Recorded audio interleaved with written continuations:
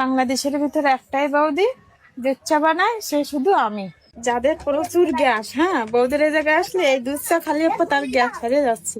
আর যাদের মাজায় ব্যথা আছে, বৌদির এই জায়গায় এসে বসলে ঠিক হয়ে যাচ্ছে। বৌদি, দর্শকের মিলিয়ন প্রশ্ন, আপনি এত সুন্দর তারপরে দোকানদারি করেন, এর উত্তরটা কি?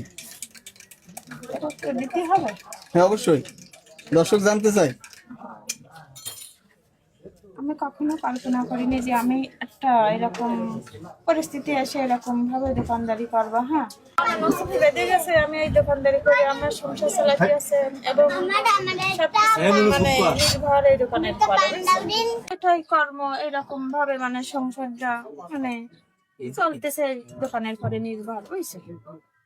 দেশের ভিতরে বৌদি দুধ চা বানায় আর একটাই বৌদি, মিলে দেখতে পারেন কোথাও এরকম বৌদিকে আর পাবেন না।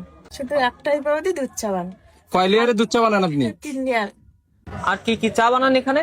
এখানে লাল চা, দুধ চা আর বিভিন্ন বিভিন্ন ছাগলের দুধ, মোষের দুধ সবকিছু বানানো হয়। এই চার দাম কেমন? চার দাম বেশি না, অনেক দূরের থেকে আসে তো লোকজন, আর গাড়ির তেল পাওয়া যাচ্ছে না, তার জন্য খুব দাম কম, 20 টাকা।